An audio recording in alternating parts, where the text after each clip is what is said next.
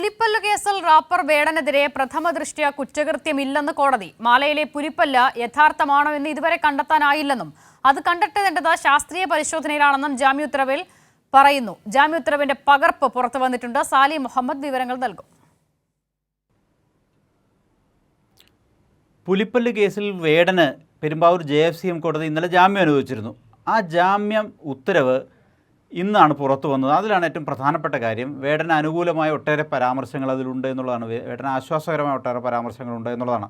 അതിൽ ഏറ്റവും പ്രധാനപ്പെട്ട കോടതി പറഞ്ഞത് ആ പിടിച്ചെടുത്തത് പുലിപ്പല്ലാണ് എന്ന കാര്യത്തിൽ ഒരു വ്യക്തത ഇതുവരെ വന്നിട്ടില്ല. അങ്ങനെ വ്യക്തത വരണമെങ്കിൽ അത് ശാസ്ത്രീയ പരിശോധനയ്ക്ക് വിധേയമാക്കണം.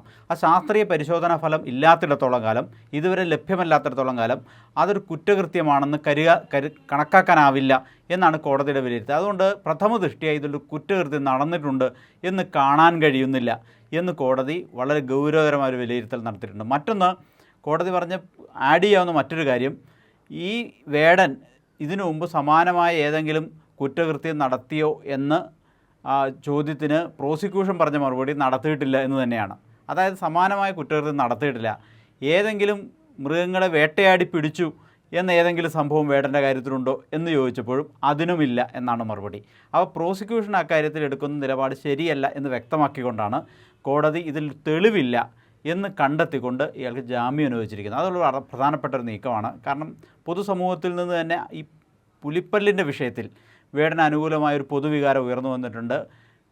ഈ വനപാലകർ ഒരു ഓവർ ആക്റ്റീവായി പ്രവർത്തിച്ചു എന്നൊരു വിമർശനം പൊതുസമൂഹത്തിൽ നിന്നുണ്ട്. അപ്പം അതിന് അടിവരയിടുന്നതാണ് കോടതി ഉത്തരവ് എന്നുള്ളതാണ്. അത് വാദത്തിനിടെയും വേടൻ കഴിഞ്ഞ ദിവസം വ്യക്തമാക്കിയിരുന്നു. താൻ ഏതെങ്കിലും തെറ്റ് മനഃപൂർവ്വം ചെയ്തിട്ടില്ല, ഇത് തനിക്കൊരു ആരാധകൻ നൽകിയതാണ്, താനത് മാലയിൽ കോർത്തു എന്നേ ഉള്ളൂ, അത് ഒറിജിനലാണെന്നോ അല്ലെന്നോ തനിക്കറിയില്ല, അപ്പം താനിതൊരു ബോധപൂർവ്വ ഒരു കുറ്റകൃത്യം ചെയ്തയാളല്ല എന്നതായിരുന്നു വേടൻ്റെ വാദം. അതും കോടതി മുഖവിലേക്കെടുത്തു.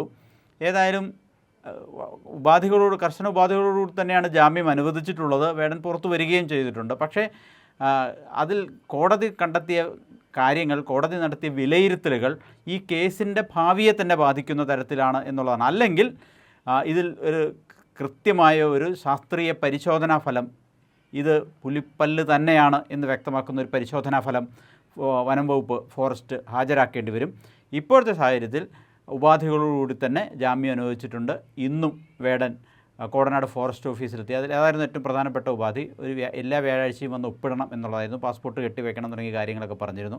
അപ്പോൾ ഇന്ന് അതിൻ്റെ അടിസ്ഥാനത്തിൽ വന്ന് ഒപ്പിട്ട് മടങ്ങുകയും ചെയ്തിട്ടുണ്ട്. ഏതായാലും വേടനെ സംബന്ധിച്ചിടത്തോളം ഈ വിധിയിൽ കോടതി നടത്തിയിരിക്കുന്ന നിരീക്ഷണങ്ങൾ വളരെ പ്രധാനപ്പെട്ടതാണ്. ഒട്ടേറെ ആശ്വാസം നൽകുന്ന ഘടകങ്ങളും അതിലുണ്ട്.